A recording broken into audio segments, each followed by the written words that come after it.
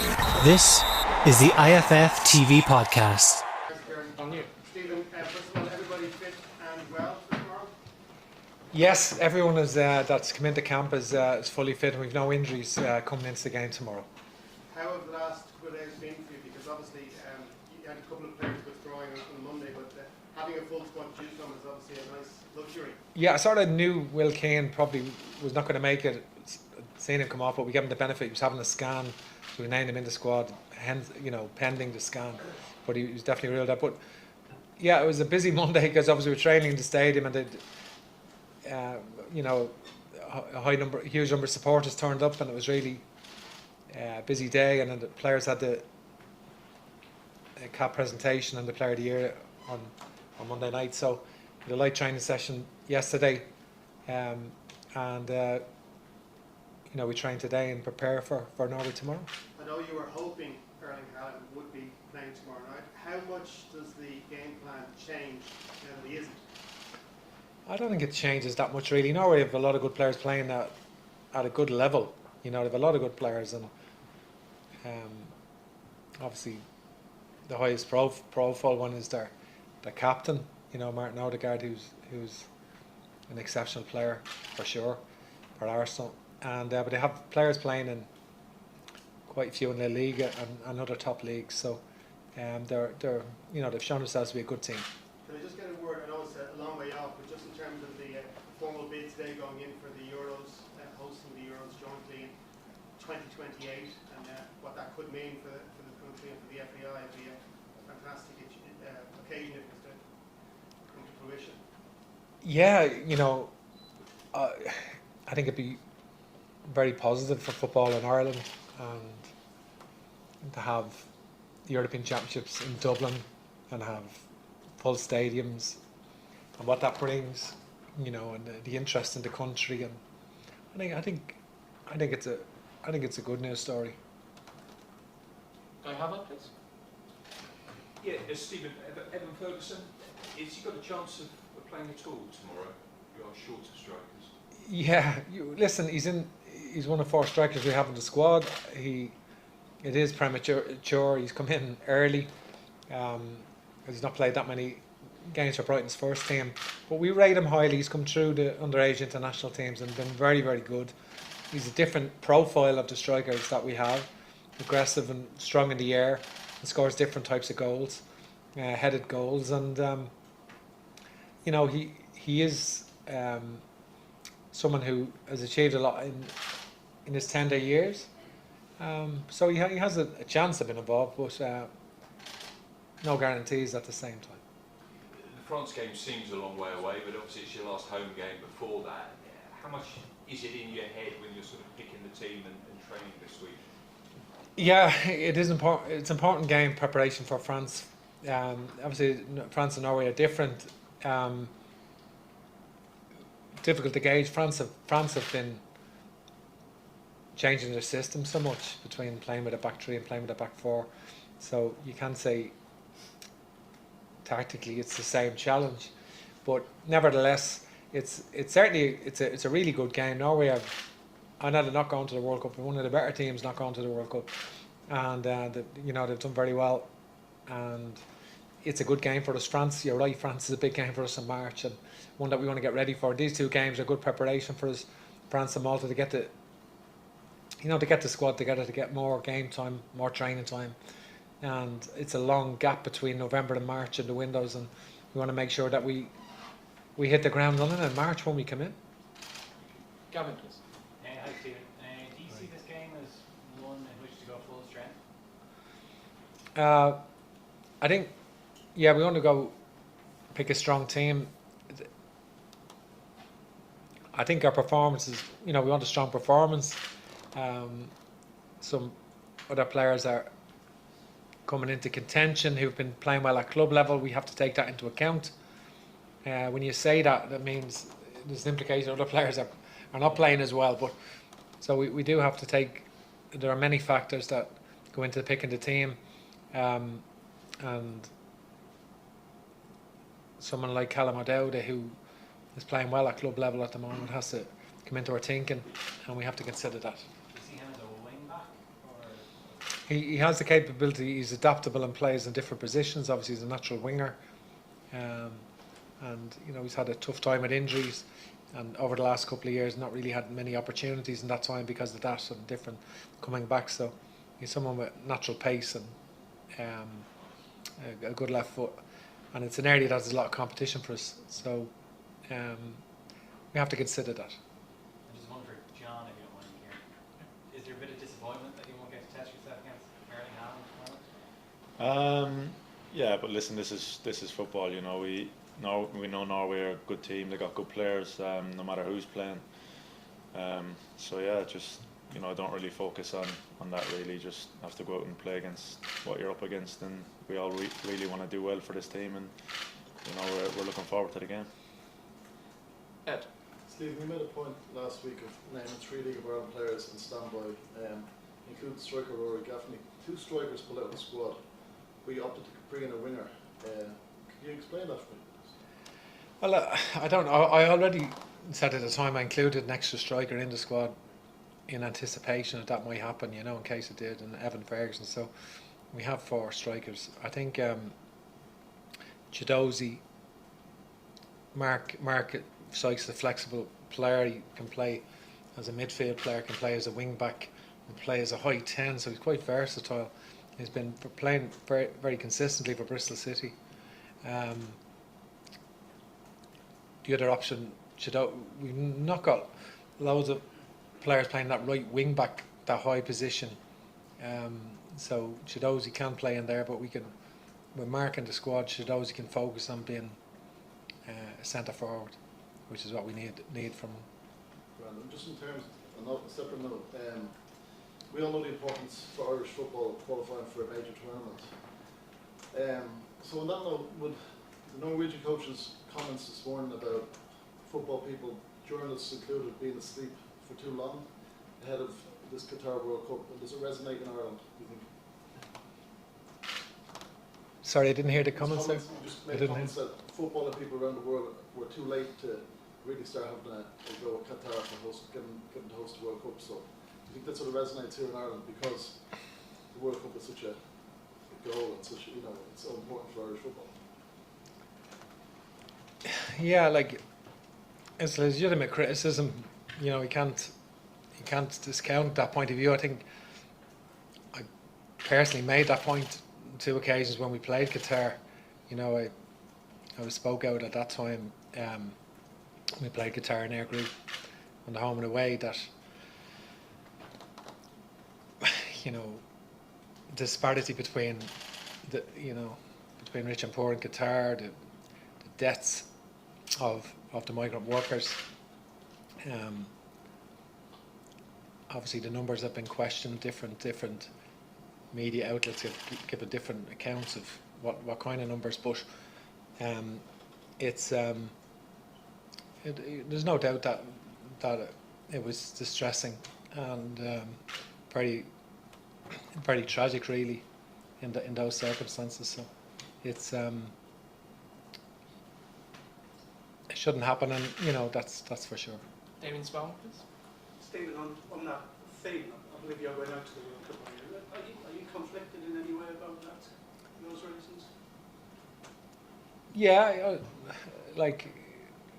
could be argued, that but I'm not sure, to be honest.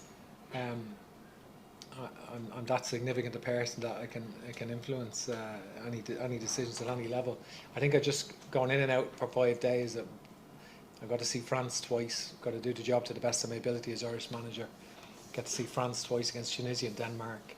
I get to see Holland ahead of the World Cup, and obviously with the nature of matches only being an hour away, I get the opportunity to go to 8 games in 5 days just to learn, to continue learning, and to find out about France and Holland, particularly before we play them, which is important for us, massive for us. We've built everything. We've built a lot on everything's been building towards these European Championships and towards trying to attempt to qualify for the European Championship. That's been the big ambition, and it's important to see the teams at their best in full flight. and it gives you a real perspective on the teams, and that's the reason I go. Okay. One more? Oh, I was going to just ask John, just on Evan, how impressed have you been with him in training? Looks like a good hand from him. Yeah, he's a young man, but he's not young in stature. He's a big man for his age, and he's got a bright future ahead of him. Seems like he's got a really good attitude. He's got good ability, so it's been really good to get to know him this week. Thanks very much. Sorry, I said just on Evan, I know you're concerned as to whether he might feature tomorrow, but if he was to score another game, he'd be the youngest scorer in Ireland's history. Right. Would Malta be a game that you might consider more? It depends on the games and what happens in the games. That I wasn't actually aware of that he would be the youngest scorer. Who's the youngest among? Robbie. It's every record. Also, but yeah, it's obviously he's very young, and we'll have to see how it goes between now and Sunday. And there's always the possibility he could be involved. The suggestion from Shio yesterday was that he certainly hasn't been daunted by being in with the squad and throwing himself into tackles and whatever. Yeah, well, I'm sure he's been training with Brighton's first team for a long time now, and featuring sporadically. So I'm sure he's used to the first team environment, and it's only been a couple of days, so it's difficult to really judge. But he's a good personality. Anyone want a question? No one's put the hand up. Philip, please, thank you. Stephen, do you think you might be Irish manager for Euro 28? I'm not looking that far forward, Philip. I'm just not looking any further than the European Championships, and for this campaign, and to do my utmost to get the team to perform to the best of their ability and to try and qualify. And I'm not at the moment. I'm not look. It's a great event for the country, regardless of whether I'm the manager or not. Like I don't look at it like that. But for me, I'm just focusing on this campaign really. You throw us a couple of little bones there about your team selection. It is a friendly tomorrow. Can you throw us a few more bones? The fact that John is beside you, is he gonna? We assume that he ain't playing, is he, or is he be captain? And it is a friendly. It'd be nice sort of just to get a bit of interest, public interest. It wouldn't be a normal thing before competitive matches. Maybe for a friendly, you might throw something.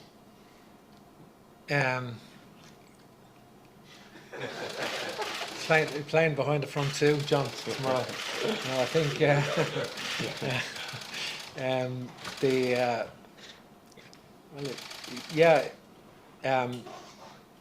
not massive changes really in the team. Not obviously Jason Knight is not available.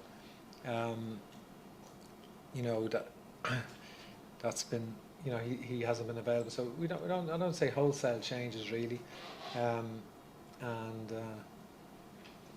obviously there will be changes between now and Sunday, but listen, we're very privileged that such a massive crowd is going again to the Aviva Stadium. It's really brilliant to I'm not sure what the final figures will be or are, but it's not far away from being full, and it's really exceptional from the Irish support, and we look forward to trying to do that justice, trying to do that support justice with a good performance. And I think that all the games in Aviva recently have been good games, and we want to do well tomorrow. Damn it, Donald, please. John, can I just say, as players, like you, you're very busy at club level, and would you welcome the chance to get another game in, another win to win ahead of March? I'm just saying that the last game was against Armenia. It was a win, but there was that sort of shaky spell in the second half. That just to almost get out of the system, get another game in before next March. Listen, every time you're called up to play for Ireland, it's a special feeling. I think the whole group feels that personally.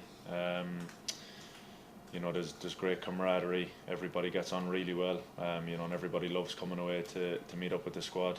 We really enjoy the training. We enjoy what we're trying to do on the pitch, and we love playing for this country.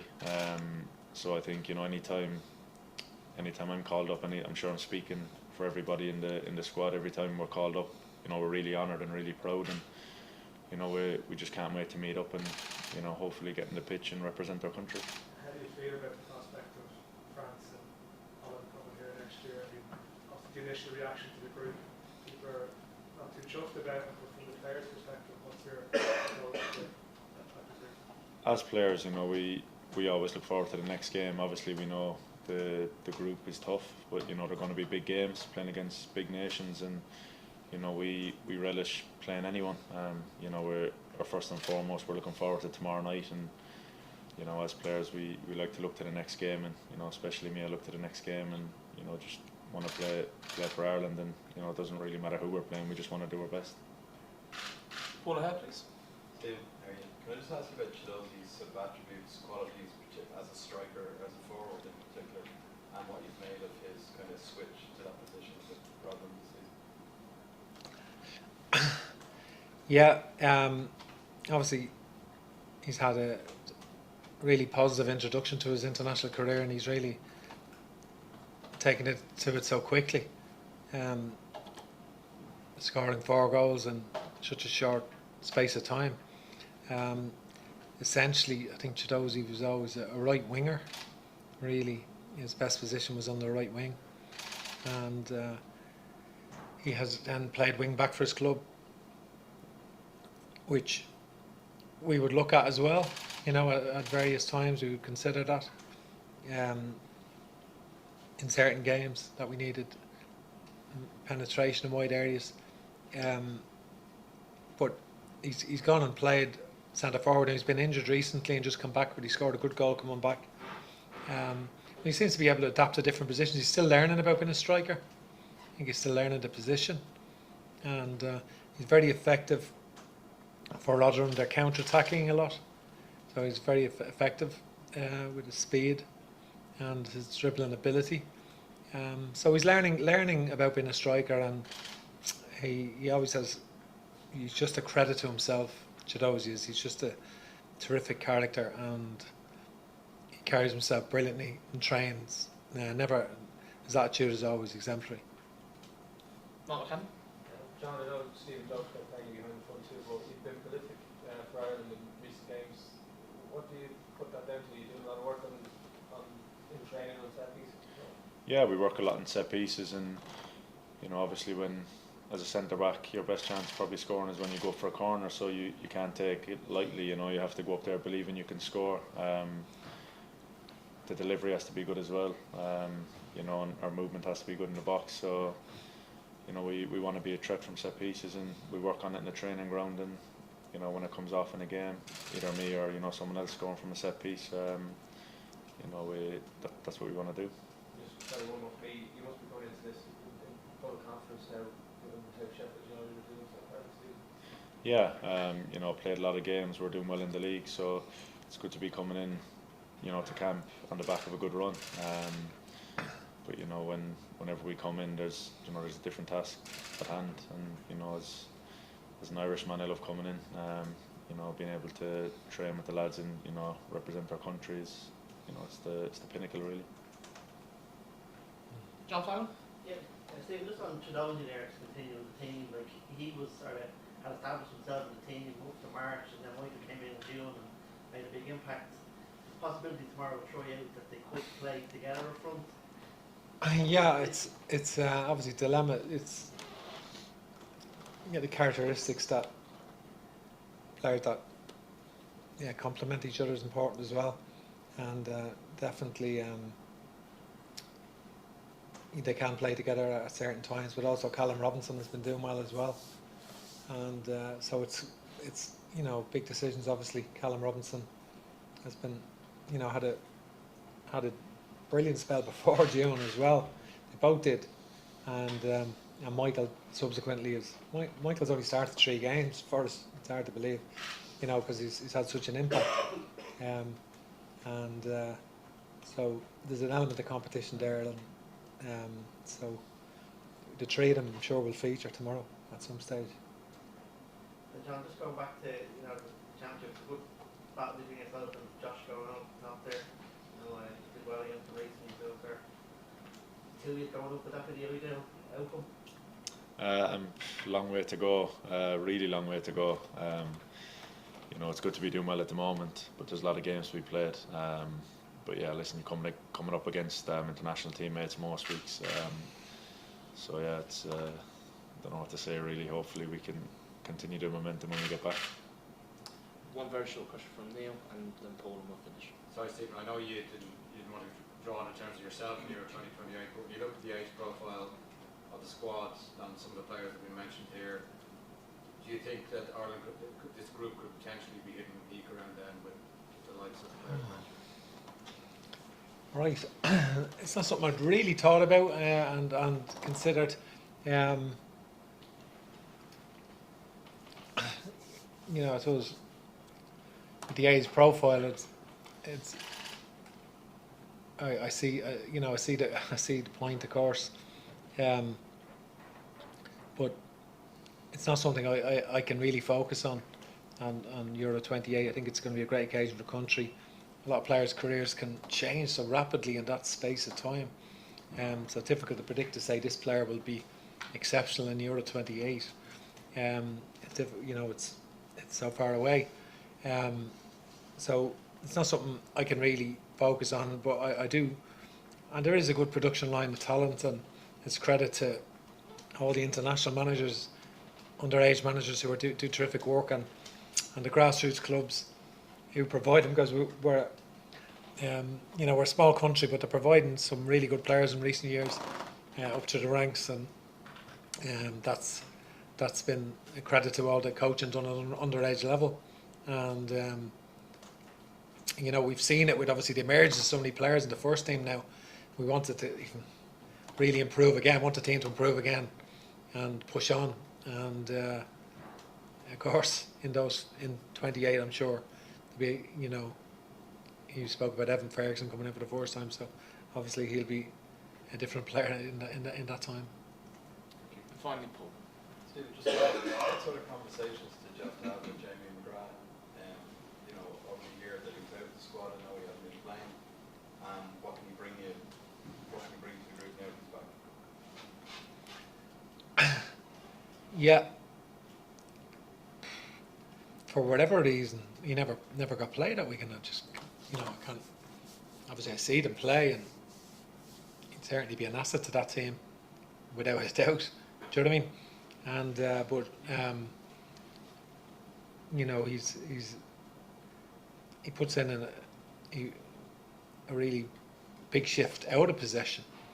You know, really puts in a big shift, but he's technically excellent as well in tight spaces. And I think what Jamie needed to add then was, because he had so many attributes, he needed to add goals was the thing that he could have improved on in his career. And then he went and got 17 in one season in the SPL from that position.